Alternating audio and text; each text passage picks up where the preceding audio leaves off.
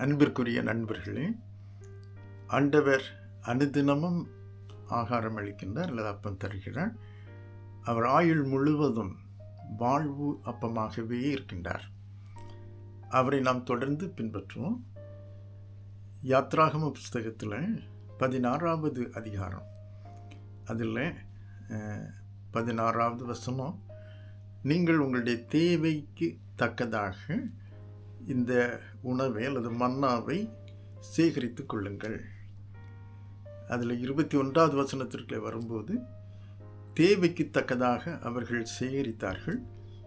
ஆனால் அது அந்த மன்னா உறைந்த மழை மாதிரி, அது சாயந்தரத்தில் அல்லது வெயிலேற அது அப்படியே உருகி போகும். நமக்கு காலையில் பாக்கெட் பால் அல்லது பால் குப்பி நம்முடைய கதவில், அது வீட்டு அருகில் கதவருகில் வருகிறது. காலையில் காய்கறி அல்லது சாயந்தரத்துக்குள்ளால் காய்கறிகள், பல சரக்குகள் நடமாடும் வாகனத்தில் நம் நடைக்கு வருகிறது. ஆனால் அது நாம் வாங்குகின்ற காய்கறிகள், பொருட்கள், அந்த மூல ஆதாரங்கள், வாழ்வின் ஆதாரங்கள் ஒருவேளை ஒரு வாரத்திற்கு செல்கிறது. இல்லை என்றால் சம்பளம் வாங்கினா ஒரு மாதம் அல்ல அதற்குள்ளாலே செலவாகி விடுகிறது. தேவைகள் தொடருகின்றன, புதிய தேவைகளும் வருகின்றன. முதிய பெற்றோர்களை கவனிக்கிறது, திடீரென்று மருத்துவமனைக்கு திடீர் செலவுகளும் வருகின்றன. ஆனாலும் ஒவ்வொரு நாளிலும் தேவைகள் இருந்தாலும் ஆண்டவருடைய அன்பின் கரத்திலிருந்து ஏதோ ஒரு வகையில் வாழ்வின் ஆதாரங்கள் நமக்கு கிடைத்து விடுகின்றன அல்லவா? இல்லை, நமக்கு கிடைக்கவில்லை என்றாலும் ஆண்டவர் சொல்கிறார், நீங்கள் உங்களுடைய தேவைக்கு தக்கதாக பகிர்ந்து கொள்ளுங்கள். வாழ்வின் ஆதாரங்களை ஆண்டவர் தரும் பொழுது பகிர்தலும் முக்கியமானது. தேவைக்கு தக்கதாக ஒருவருக்கு ஒருவர் கரம் கொடுத்தல். தேவைகளை முழுமையாய் ஆண்டவர் ஒரே நாளில் சந்திக்கல, தேவைகளில் ஆண்டவர் நம்மை கரம் கொடுத்து வழி நடத்துகின்றார் அல்லவா?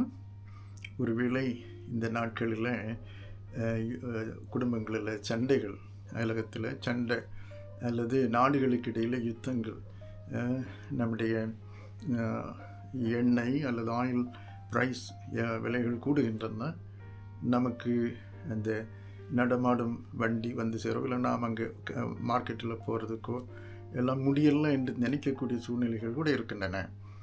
இந்த யாத்ராகமம் 16ல் அனுதின அப்பத்தை ஆண்டவர் இஸ்ரவேலருக்கு வழங்கும்போது சொல்வார், நீங்கள் ஒரு ஓமர் ஒரு ஆளுக்கு, இல்லைன்னா கிட்டத்தட்ட ஒரு 2 கிலோ மட்டும் எடுத்துக்கொள்ளுங்கள், அது ஒரு நாளைக்கு ஒருவருக்கு போதுமானது. நமக்கென்று ஆண்டவர் பொருளாதார அமைப்புகளை, இல்லைன்றால் நம்முடைய அரசியல் சமூக அமைப்புகளை சரி செய்து வைத்து கொள்ளவும் ஆண்டவர் நம்மை ஏவுகின்றார் இல்லைன்னா? ஆண்டவர் நமக்கு போதுமானதை நிறைவாய் ஒவ்வொரு நாளிலும் வழங்குகின்ற ஒரு நல்ல நித்திய தந்தையாக இருக்கிறார். இல்லை என்றால் நம்மை மேய்க்கின்ற நல்ல மேய்ப்பனாக இருக்கிறார். நாம் மேய்ச்சலை அல்ல பின்பற்றுகிறது, மேய்ப்பனை பின்பற்றுங்கள், என் சத்தத்தை அறிந்து பின்பற்றுங்கள் என்று ஆண்டவர் அழைக்கின்றார். ஆண்டவர் அனுதின வாழ்வில் நமக்கு போதுமானவராக இருக்கிறார்.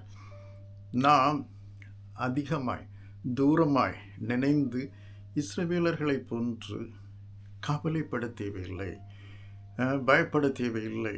பயத்தினால முறுமுறுக்கிறார்கள். ஆதரவு அளித்து கொண்டிருக்கிற ஊழியக்காரர்கள் போன்றிருக்கிறவர்களை முறுமுறுக்கிறாங்க, அவங்களிடத்தில் போய் தொந்தரவு பண்ணுறாங்க. அவர்கள் மோசே, ஆரோன் சொல்கிறாங்க, ஆண்டவர் தான் உங்களுக்கு வாழ்வின் ஊற்றாக இருக்கிறார், அவரை அணுகுங்கள், ஏன் எங்களிடத்தில் வந்து முறுமுறுக்கிறீர்கள்? நீங்கள் ஆண்டவருக்கு விரோதமாய் முறுமுறுக்கிறீர்கள். நன்றியுடன், கர்த்தர் என் மேய்ப்பர், எனக்கு குறையில்லை, வாருங்கள் நாம் மகிழ்ந்து அவரை துதிப்போம் என்கிறதாக நன்றியை உணர்த்துவோம், வெளிப்படுத்துவோம், அவரை துதிப்போம், மகிழ்வோம் என்று அவர்கள் ஊக்குவிக்கின்றாங்க. ஆண்டவர் ஏன் இதை வனாந்திர பாதையில் அவங்க ஏலியமிலிருந்து சீனாய்க்கு வருகிற அந்த நேரத்தில் தான் இந்த பகுதியில் நடக்கிற அந்த முறுமுறுப்பும் அந்த பயமும் கவலைகளும் எல்லாம் அதில் இருக்கின்ற அந்த நேரம். இதே மாதிரி வனாந்திர பாதையில் ஆண்டவர் கடைசி வரைக்கும் கானான் தேசத்தில் சேர்கிறது வரைக்கும் கர்த்தர் மன்னாவையும் காலையில் மன்னா சாயந்தரத்தில் அந்த காடை கறி சரி எடுத்துக்கொள்ள ஆண்டவர் ஒவ்வொரு நாளிலும் வழிநடத்தி கொண்டே இருக்கின்றார். இறுதி மட்டும் ஆண்டவர் நம்மளை ஒவ்வொரு நாளிலும் அதன் தேவைக்கு போதுமானதாக நிறைவாக நம்மை வழி நடத்துகிறார். அவருடைய மேஜையிலே நாம் எப்போதும் வரலாம், ஒவ்வொரு நாளிலும் வர வேண்டும். வரும் பொழுது ஒரு நிறைவின் நடுவில் ஆண்டவர் இருக்கிறார், அவரை சூழ்ந்து நாம் இருக்கின்றோம் என்கிறதை மறக்கக்கூடாது. ஆண்டவரை நாம் நம்பலாம் என்கிற அவரை அறிந்து கொள்ள, அவரை நம்ப ஆண்டவர் நமக்கு ஒவ்வொரு நாளிலும் அவர் தருகிற மன்னா அல்லது ஆகாரம் அல்லது வாழ்வாதாரங்களில் நாம் அதை புரிந்து கொள்ள ஆண்டவர் நம்மை பயிற்றுவிக்கின்றார். உலக வாழ்வு வனாந்திரமானது, இது கிடையாது. ஒரு தட்டுப்பாடு வந்த உடனே அது இறுதி வார்த்தை அல்ல, அது இறுதி நாள் வரைக்கும் ஆயுள் முழுவதும் இந்த இறுதியை நிறைவாக மாற்றி கொடுக்குற ஒரு ஆண்டவர். வாக்கு தத்தத்தை ஒருவேளை வரைபடம் தரல, இல்லைன்னா பொருளாதாரத்தை உடனடியாக தரல, ஒவ்வொரு நாளிலும் ஒரு அன்பு நிறைந்த தாய் தந்தை பகிர்ந்து தருவது போல பகிர்ந்து தந்து நம்மை வழி நடத்தி இறுதி என்று உலக வாழ்வின் இறுதியை நாம் இறுதி என்று நினைக்கிறோம், அது நிறைவான வாழ்வின் தொடக்கமாக ஆண்டவர் மாற்றி கொடுக்கின்றார் அல்லவா?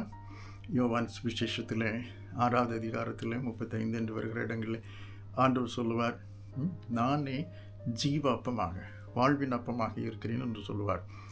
ஆண்டவர் இயேசு சுவாமியில் நமக்கு தெளிவாக தன்னை வெளிப்படுத்தி இருக்கிறார்.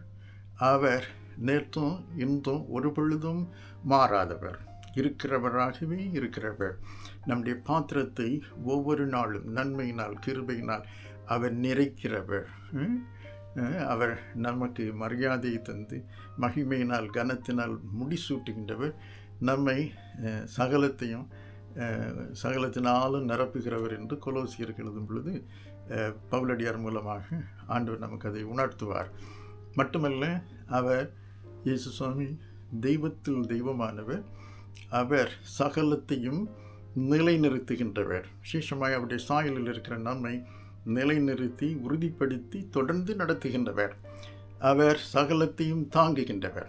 சரீரத்தில், நம்முடைய உள்ளத்தில், உறவுகளில் எந்த பிரச்சனைகள் தேவைகள் வந்தாலும் அதை சந்தித்து, இல்லை என்றால் நாம் நன்றி கெட்ட முறையில் நாம் வெளிப்படுத்துகிற அந்த அங்கலாய்ப்புகள், குழப்பங்கள், நம்முடைய அழுகைகள், தேவையற்ற அழுகைகள், அவரை சார்ந்து கொள்வதில்லை உள்ள அழுகையல்ல, தேவையில்லாமல் முறுமுறுக்கின்ற அனுபவங்கள் எல்லாம் அவர் சகித்து கொள்கிறார். தாங்கிக் கொண்டு நிலைநிறுத்தி நம்மளை வழி நடத்துகின்ற இம்மானுவேலர் உடன் இருக்கின்றார், என்றும் இருக்கின்றார் என்கிறது இயேசு சுவாமியில் தெளிவாக பார்க்குறோம் இல்லையா? யோவான் சுவிசேஷத்தில் 4ஆம் அதிகாரத்தில் ஆண்டவர் எப்படி அந்த சமாரிய பெண்ணை சந்திக்கிறார். வரையறைகளை வைத்து ஒருவரை ஒருவர் மதிக்காமல் ஒருவர் சண்டை எடுக்கிற வரையறைகளை கடந்து யூதர்கள் அப்படி செய்தாங்க. இயேசு சுவாமி இதை கடந்து சமாரியாவில் இருக்கிற அந்த பெண்ணோடு கூட கலந்து பேசி உரையாடுகிறார். உரையாடும் பொழுது முதலாவது தண்ணீர் கேட்குறாங்க. தண்ணீரை கேட்டு அப்போ அந்த கேட்கும்போது முதலாவது கொஞ்சம் கஷ்டமாக இருந்தாலும் அந்த உறவை அவர் சரி பண்ணி கொடுத்து, தொடர்ந்து நீ என்னை அறிந்திருப்பான்னா நானே உனக்கு ஜீவ தண்ணீரை கொடுத்துருப்பேன், தேவனுடைய ஈவையும் என்னையும் நீங்கள் அறியலைன்னு சொல்கிறான். தேவனுடைய ஈவு என்ன அவர் புரிந்து கொள்கிறார். அது ஒரு பாவ மன்னிப்பு. இதயத்தை ஆராய்ந்து அறிந்திருக்கிற ஆண்டவரோடு உள்ள உறவை அது ஒரு ஜீவ ஊற்று. ஆண்டவர் வாழ்வின் அப்பம். அவர் ஆயுள் முழுவதும் அவர் நம்முடைய வாழ்வன் நிலையான வாழ்வாக கொடுக்கிற நிலையான ஒரு ஆண்டவர், நம்பத்தக்கவர் என்கிறதை அந்த சமாரியா பெண்மணி புரிந்து கொள்ள தொடங்குகிறார். அவர் சொல்கிறார், என்ன அறிஞ்சுக்கிட்டீங்கன்னா நான் கொடுக்குற ஈவுகளாகிய இவைகளையும் நீங்கள் பெற்றுக்கொள்வீர்கள். விசேஷமாய் உங்களிடத்திலிருந்து ஜீவ தண்ணீர் ஊற்று போல் உருவாகும் வாழ்வு தொடரும் வகையில், பிறருக்கு பயனுள்ள வகையில் பரிசுத்த ஆவியானவர் உங்களை இயக்கும் ஆவியானவரை அவர் உங்களுக்கு வழங்குவார் என்று சொன்னார்.